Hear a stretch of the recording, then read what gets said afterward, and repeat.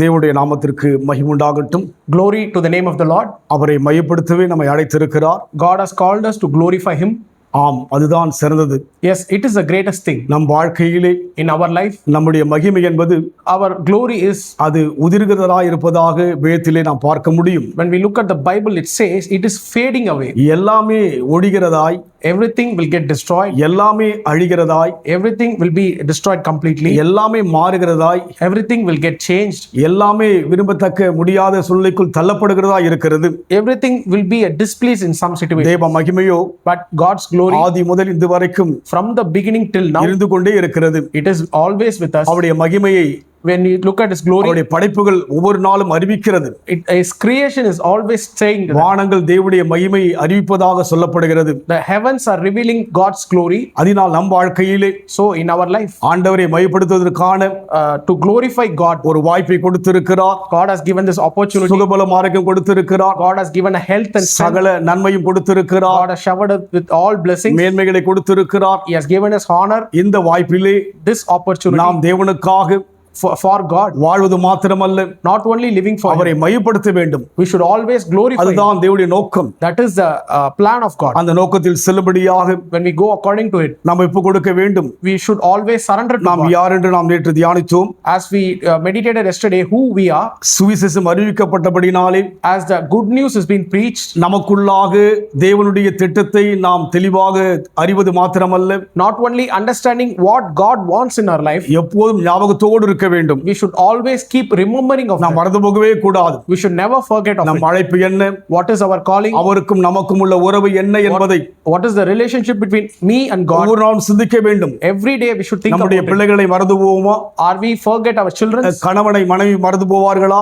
Husband will forget his wife. மனைவியை கணவன் மறந்து போவார்களா? A wife will forget his husband. மறக்க மாட்டார்கள். They won't. ஏனென்றால் அவர்கள் நெருங்கியவர்கள், Reason, they are a close ones. அவருடைய இரத்த உறவுகள். They are a blood related. அதே போல்தான் Like the same way, தேவனுடைய அழைப்பையும் God's calling, தேவனுடைய திட்டத்தையும் God's plan, மறந்து போகாதபடி இருக்க வேண்டும். we should never forget of it. அப்படி கடந்து வருகின்ற போதுதான் When we come according to அவருடைய that way, திட்டத்தை தொடர்ந்து செய்ய முடியும். we can able to accomplish the plan இந்த of வேளையிலும் God. கூட நாம் தியானிக்கும்படியாக Today, let's meditate God's word. பிலிப்பியர் 1ஆம் அதிகாரம் Philippians chapter 1, 5-6 சொல்லப்படுகிறது. verse 5 and 6. உங்களில் நற்கிரியை தொடங்கினவர் அதை இயேசு கிறிஸ்துவின் நாள் பரிந்தும் முடிய நடத்தி வருவார் என்று நம்பி நான் உங்களை நினைக்கிற போதெல்லாம் என் தேவனை ஸ்தோத்திரிக்கிறேன். Because of your help in giving the good news from the first day till now, for I am certain of this very thing, that He by whom the good work was started in you will make it complete till the day of Jesus Christ. இதை பவுல் சொல்கிறதாக சொல்லப்படுகிறது. This verse is being mentioned by Apostle Paul. நான் உங்களை நினைக்கிற போதெல்லாம், And he says, whenever I think of you, என் தேவனை ஸ்தோத்திரிக்கிறேன். I am praising God. அப்படியானால் அவர்களும் பவுலும் நெருங்கியவளாய் இருக்கிறார்கள். Reason, Paul and the people of Philippines are very close. Pavul அங்கே பார்க்கின்ற போது அவருடைய கிரியைகளை பார்த்து கொண்டே இருக்கிறார். Paul is looking at God's creations. அவர் செயல்களை பார்த்து கொண்டே இருக்கிறார். He is looking at God's work. அவர் சொல்கிறார், He is saying, உங்களின் நற்கிரியை தொடங்கினவர், the one who started a good thing. தேவன் நமக்குள்ளே நன்மையின் தேவனாய் கடந்து வர விரும்புகிறார். God wants to come as a God of good in our life. ஏனென்றால் அவர் நல்லவர். Reason, He is good. படைப்பெல்லாம் நல்லதாகத்தான் படைத்தார். All His creations were good. இயேசு கிறிஸ்து பூமியில் வந்தபோது கூட When Jesus Christ came into this earth, நன்மை செய்வராக தான் கடந்து வந்தார் என்று பார்க்கிறோம். He was the one who is doing good to everyone. அதனால் தேவ சமூகம் எல்லாமே நல்லதே கடந்து வருகிறது. So in the Lord's presence, everything is good is coming. நற்கிரி அவர்தான் தொடங்கினார். He is the one who started the good work. அதை இயேசு கிறிஸ்துவின் நாள் பரிந்து முடிவு வரையும் நடத்தி வருவார் என்று நம்பி என்று பார்க்கிறோம். And it has been said till the day of the Christ Jesus. நமக்குள்ளே நடத்தி கொண்டே விரும்புகிறார். He wants to continue the good work ஆனால் which he நமக்கு started. நன்மையும் இருக்கும் தீமையும் இருக்கும். But we have good also and bad also. Pavul சொல்கிறார், Paul is saying, நிர்பந்தமான மனுஷன் நான், he is saying, I'm a forceful man. எனக்குள் நன்மை இருக்கிறது தீமையும் இருக்கிறது. I am having both good and the bad. நன்மை செய்வதோடு தீமையை செய்யும்படியா என்னுடைய பாவம் என்னை ஊந்த தள்ளுகிறதாக சொல்கிறார். And it is saying it is forcing me to do bad, but which is against the good. ஆனால் போக போக But days go. நன்மையின் தேவன் அவருக்குள் வாசம் செய்ய A God of good has been continually growing in அவருடைய him. வாழ்க்கை முடிக்கின்ற போது நன்மையோடு தான் முடிக்கிறார். When he ended his life, he is ending his life as a good. ஆனால் சராசரி மனுஷனுக்குள்ளாக But as a normal man, நன்மையும் இருக்கும், they have a good, தீமையும் இருக்கும். they have bad.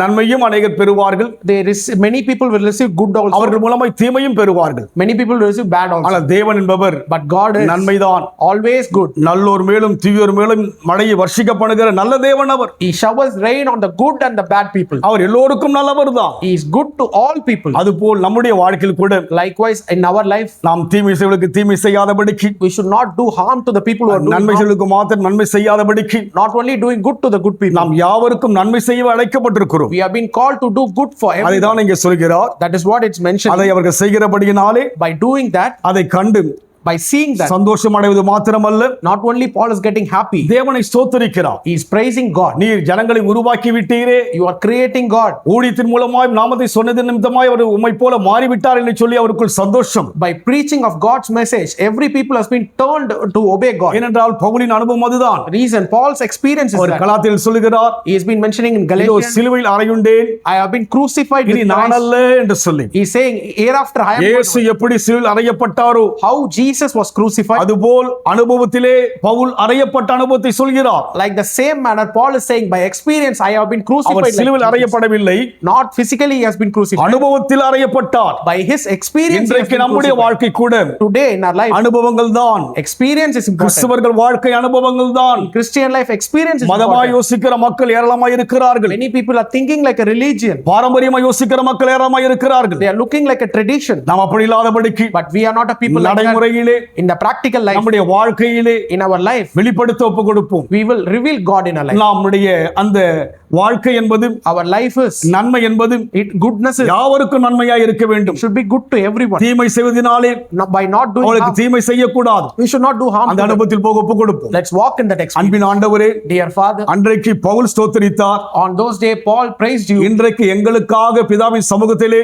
Today in the presence of the Father, பரிந்து பேசுகிறவரை மாத்திரமல்ல, you are not only speaking behalf of us, ஸ்தோத்திரிக்கிறவராய் இருப்பதற்கு ஸ்தோத்திரம். you are praising God for us. எங்களை நடத்துங்கள். Lead us, நீங்கள் Father. என்ன சொன்னீரோ Whatever you அந்த say, வார்த்தை பிரகாரமாக according to your word, என்னை நடத்துங்கள் ஒப்பு கொடுப்போம். and lead us. I'm நன்றி surrendering myself. ஆண்டவரே, I thank you, Father. லீக்கலதுருபியாதியா I thank you always, நடத்துங்கப்பா. Father. Lead us, Father. இயேசுவின் நாமத்தில் பிதாவே. In Jesus' name I pray. கர்த்தர் ஆசீர்வதிப்பாராக. God bless you.